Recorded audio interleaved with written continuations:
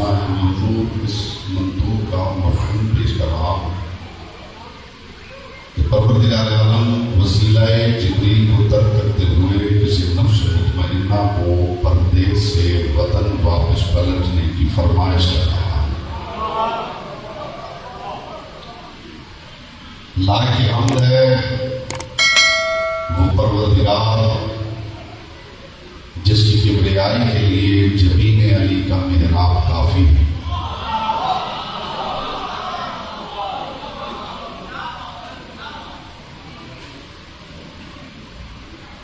میں جملہ پھر دوہراتا ہوں، ایک لفظ میں آپ کی توجہ ہوگی تو آپ کو لطف آئے گا، جو شعور کا تبرک میں آپ کی جھولی میں ڈالنا چاہتا ہوں۔ میں نے عرض کیا ہے کہ لائق حمد ہے وہ پروردگار جس کی کبریائی کے لیے جبین علی کا محراب کافی ہے۔ پھر لائق درود ہے وہ مصطفیٰ جس کی عظمت کے لیے یہی ایک بات کافی ہے کہ اس کے پیچھے پیچھے وہ چلتا ہے جس کے پیچھے حق نہ چلے تو باطل ہو جائے۔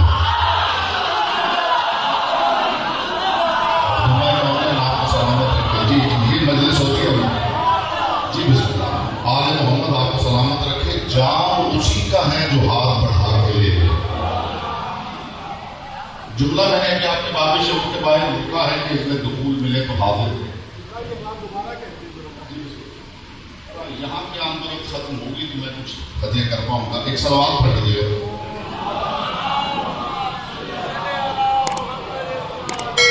میرے محترم فرما رہے ہیں کہ جملہ دہرا دیجیے، تو اگر دہراتے ہوئے تبرک میں اضافہ نہ ہو تو پھر لطف نہیں۔ تو میں تبرک میں اضافہ کر کے جملہ دہراتا ہوں۔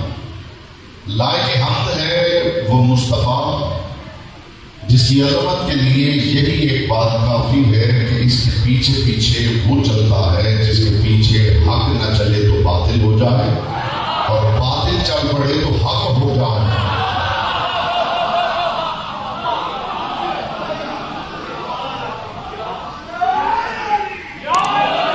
ایسا جائل سننے کا میں عادی نہیں ہوں، اگر آپ کو جائل ہی کہنا ہے تو بات کہنا اور میں چپ کر کے گفتگو سماعت۔ کائنات کے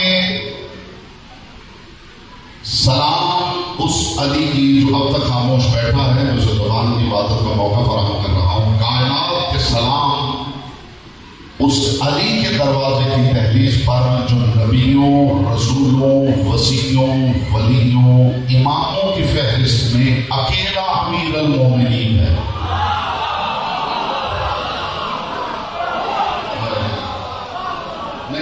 قدردان ہیں وہ چہرے میں نے دیکھ لیے ہیں، اور جو بھی سہمے ہوئے ہیں انہیں بھی موقع دیتا ہوں۔ میرے عرض کیا ہے کہ نبیوں، رسولوں، جی آپ سلامت رہیں، نبیوں، رسولوں، وصیوں، ولیوں، اماموں کی فہرست میں اکیلا امیر المومنین، جس سے بات کرنے کے لیے ابراہیم کو بھی کہنا پڑتا ہے یا امیر المومنین۔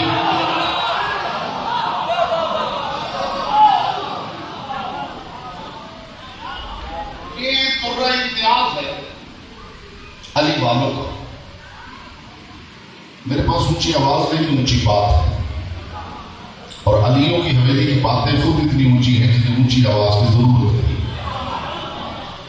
میرے سامنے اونچی آواز نہیں، اونچی بات سمجھنے والے لوگ تشریف فرما ہیں۔ یہ ترہ امتیاز ہے علی والوں کا۔ علی والے بڑے قیمتی لوگ ہیں۔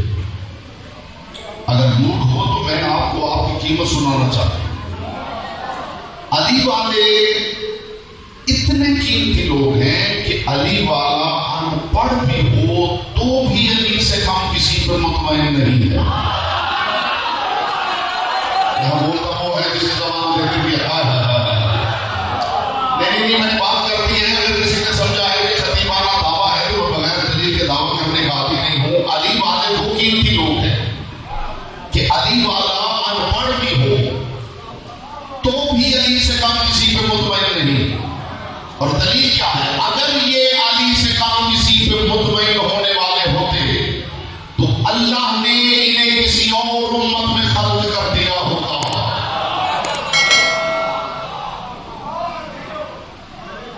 یہ جو اس امت میں بھیجے گئے ہیں، اس کا مطلب ہے کہ خدا انہیں خلق کرنے سے پہلے ان کے معیار کو جانتا. یہ تو علی کی مہربانی ہے کہ علی ہماری ہدایت کے لیے ہم میں اترا ہے. ایک جملہ کہوں، لطیف خان ہے اور مجھے محسوس ہو رہا ہے کہ سارے قدردان تشریف فرمائیں. مجھے علی کی پاک نالین سے اڑنے والی طاہر گرد کے چمکتے ہوئے مقدس تبرک کی قسم، یہ لباس بشریت میں آنا نور علی کی خاک ساری ہے.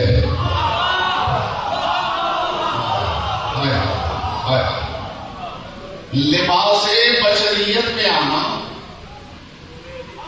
نور علی کی. حضور یہ جملہ کو میرے سامنے کہتا میں جنگلوں میں نکل جاتا اور ساری زندگی اس جملے کے لطف میں گزار دیتا. یہ لباس بشریت میں آنا نور علی کی. اگر علی ویسے آ جاتے جیسے علی ہیں، یہ علی کا کرم ہے، علی کا شکریہ ادا کیا کرو. یہ نور علی کی خاک ساری ہے کہ علی لباس بشریت پہن کے آئے. اگر علی ویسے اتر آتے جیسے علی ہیں تو تمہارا حال بھی طور والا ہو گیا ہوتا. مولوی سے زبان ذکر کی بات ہے. علی کے کمال کو علی کا نقش بناؤ. علی کے کمال کو علی کا نقش نہ بناؤ.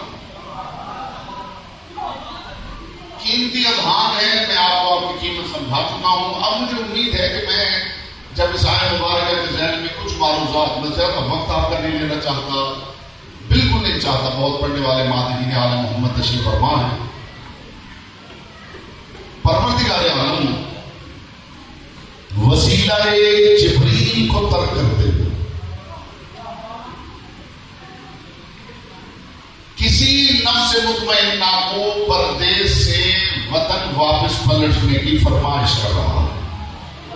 یا ایتھا النفس المطمئنہ ارجعی الی ربک راضیۃ مرضیہ. اے نفس مطمئنہ پلٹ آ اپنے رب کی طرف اس حال میں کہ راضیہ بھی تو ہے مرضیہ بھی تو ہے. اے نفس مطمئنہ پلٹ آ رب کی طرف نہیں، اپنے رب کی طرف.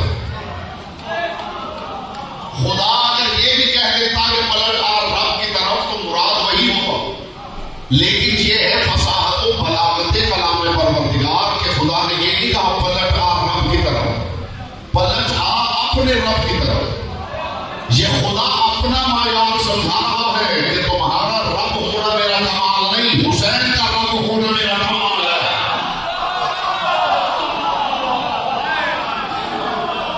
پلٹ آ اپنے رب کی طرف اس حال میں کہ راضیہ بھی تو ہے.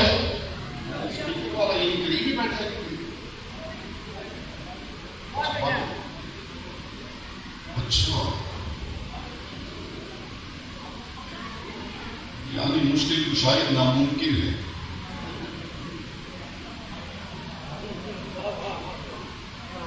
نہیں اتنا انہیں پتا ہوتا تو وہ خود ہی سمجھ جاتے کہ میں کیا کہنا چاہتا ہوں. باہر طور یہ اس میں گونج ہے، بڑی چیخ ہے، میں چاہتا ہوں چیخ ذرا کم ہو جائے. باہر طور پہ کوشش کرتا ہوں کہ جس حد تک جو مجھ سے ممکن ہے میں الفاظ کو بالکل صاف انداز میں اپنے سماعتوں سے ضرور کرتا ہوں.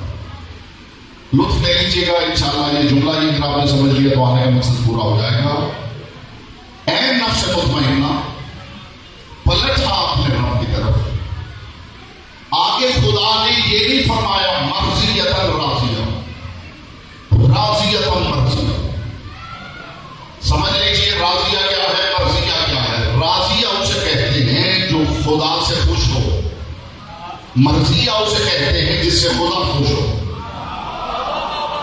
راضیہ اسے کہتے ہیں جو خدا سے راضی ہو، مرضیہ اسے کہتے ہیں جس سے خدا راضی ہو.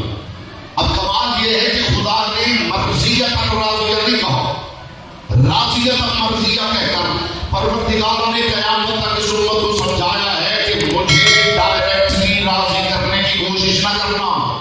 میری رضا کا مرحلہ ان کی رضا کے بعد شروع ہوتا ہے. یعنی یہ راضی ہے تو میں راضی. یہ ناراض ہے تو میں ناراض. ایک شرعی ٹرم ہے، اسلامک ٹرم ہے رضی اللہ. سنیے نا، جو خاموش ہے انہوں نے تو نہیں سنی. سنیے، آپ گھبرائیں نہیں، میرے پاس محبت کا پیغام ہوتا ہے اور میں سخت گفتگو کرنے کا عادی نہیں ہوں. علی کا پیغام اتنا ڈیلیکیٹ، اتنا نازک پیغام ہے، اتنا محتاط پیغام ہے کہ پروردگار نے خلق عظیم کے مالک رسول سے کہہ دیا ادعو الی سبیل ربک بالحکمۃ والموعظۃ الحسنۃ وجادلھم بالتی ہی احسن. اے میرے محبوب، تیری زبان سے نکلنے والا ہر کلمہ ہی حسین ہے، مگر یہ میرا حکم ہے کہ جب تو لوگوں کو علی کی طرف دعوت دے تو تیری گفتگو میں حسن ہی حسن ہونا چاہیے.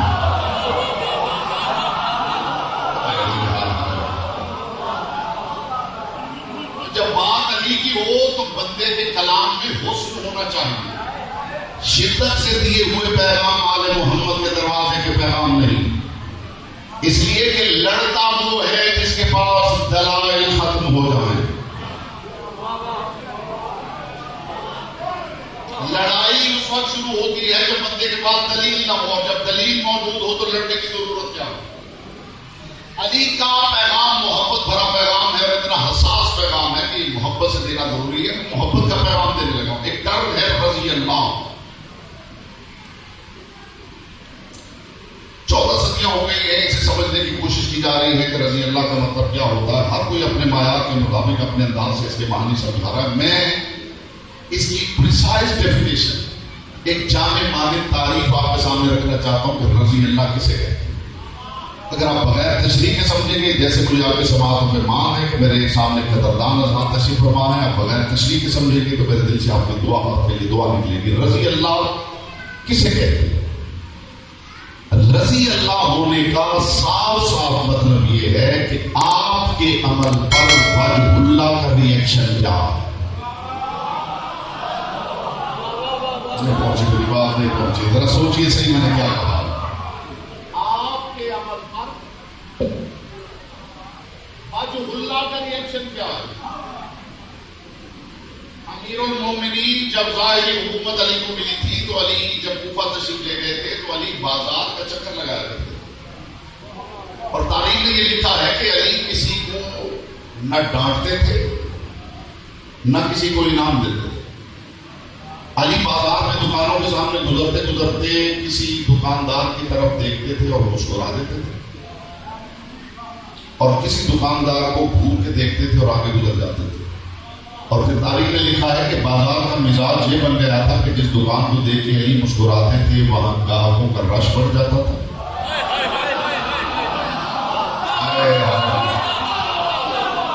اور جہاں علی ذرا غضبناک نگاہوں سے دیکھ کے گزرتے تھے وہاں کوئی شے خریدنے کو تیار نہیں ہوتا تھا. اس سے بڑی بات لاؤں کہاں سے جو آپ کی خدمت میں پیش کروں. کائنات کے سلام ہے اس علی کی نالین پر جو اپنی خاموشی کے ذریعے پورے شہر کی معیشت چلا رہا ہے.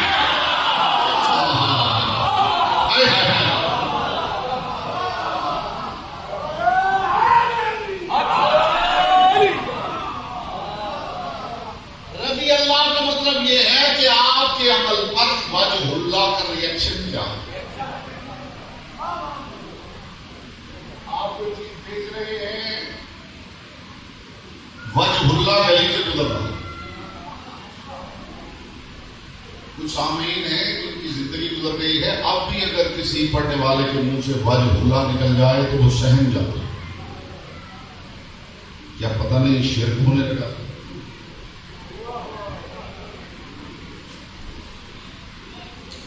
اگر آپ اللہ کی لارہ کتاب پڑھیں تو وہ کائنات کے رسول کے لیے پروردگار نے کتنے واضح لفظوں میں ارشاد فرمایا. بالکل یہاں وائٹ بورڈ لائن کہ میں الجبر کے سوال کی طرح مسئلہ حل کر دوں.